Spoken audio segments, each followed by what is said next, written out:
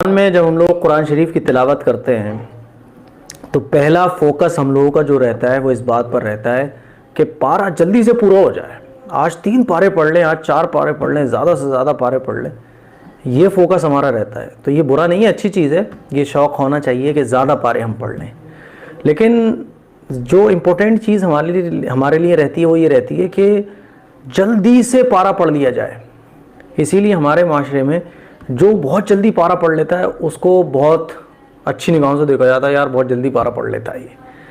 آپ نے دیکھا ہوگا جو خواتین جلدی پارہ پڑھ لیتی ہیں تو ان کے چرچے ہو رہے ہوتے ہیں محلے میں کہ وہ بہت جلدی پارہ پڑھ لیتی ہے. کوئی اگر 15 منٹ میں سے پارہ پڑھ لیتا ہے تو اس کی تعریفیں ہو رہی ہوتی ہیں.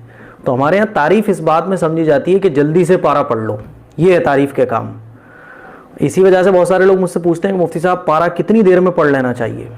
تو آج میں بتا دوں آپ لوگوں کو, اللہ کے یہاں بندہ یہ نہیں دیکھا جاتا کہ بندہ کتنی دیر میں پارہ پڑھ رہا ہے, بلکہ یہ دیکھا جاتا ہے کتنے دل سے پڑھ رہا ہے. میں ایک بات ہمیشہ کہتا ہوں کہ اللہ کو کوالٹی پسند ہے, کوانٹٹی پسند نہیں ہے. ہماری نظروں میں گنتی اہمیت رکھتی ہے, اللہ کے نزدیک جو ہے وہ کوالٹی اہمیت رکھتی ہے کہ بندہ کس دل سے پڑھ رہا ہے, کیسے پڑھ رہا ہے. اب رہی یہ بات کہ اسپیڈ میں, کتنی اسپیڈ میں پڑھنا چاہیے اور کتنی دیر میں پارہ پڑھنا چاہیے, تو دیکھیے یہ امپورٹنٹ نہیں ہے کہ آپ بہت جلدی سے پارہ پورا کر رہے ہیں, بلکہ امپورٹنٹ یہ ہے کہ آپ اچھے سے قرآن کی تلاوت کر رہے ہیں, آپ قرآن میں غلطی نہیں کر رہے ہیں. آپ اگر ایک پارہ پڑھ رہے ہیں, بہت اسپیڈ میں پڑھ رہے ہیں لیکن غلطیاں ہو رہی ہیں اس میں, اور بہت غلط سلط پڑھتے ہوئے جا رہے ہیں آپ, لیکن اسپیڈ میں پڑھ رہے ہیں, لفظ کٹ رہے ہیں, اور لفظ چبا چبا کے آپ پڑھ رہے ہیں, زبر زیر پر کا پتہ نہیں ہے لیکن اسپیڈ میں پڑھ رہے ہیں, تو پھر ایسا پڑھنے سے جو ہے وہ کوئی فائدہ نہیں ہے. لفظ بدل جاتے ہیں, معنی بدل جاتے ہیں, زبر زیر پیش کے فرق سے معنی بدل جاتے ہیں. تو اس سے جب بجائے ثواب کے گناہ بھی مل جاتا ہے, معنی بدل جاتے ہیں.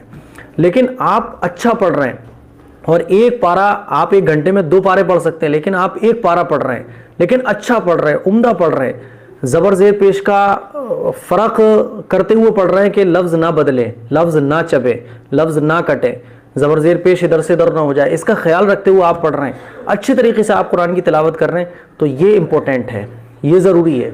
اور رہی اسپیڈ کی بات, حضور علیہ الصلوۃ والسلام جو ہمارے پیغمبر ہیں, آقا مدنی صلی اللہ علیہ وسلم اسپیڈ سے قرآن نہیں پڑھتے تھے بلکہ ٹھہر ٹھہر کر قرآن پڑھا کرتے تھے. تو ہمیں اس بات پر فوکس کرنا چاہیے کہ ہم قرآن کے جتنے بھی پارے روزانہ پڑھیں لیکن اچھے سے پڑھیں, اچھے سے پڑھیں.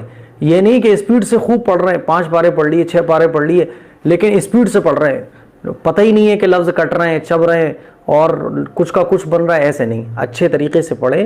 آپ چاہے دیر میں پڑھیں لیکن قرآن کو اچھا پڑھنے کی کوشش کریں, یہ ضروری چیز ہے ایک. تو امید کرتا ہوں یہ بات آپ کے سمجھ آ گئی ہوگی.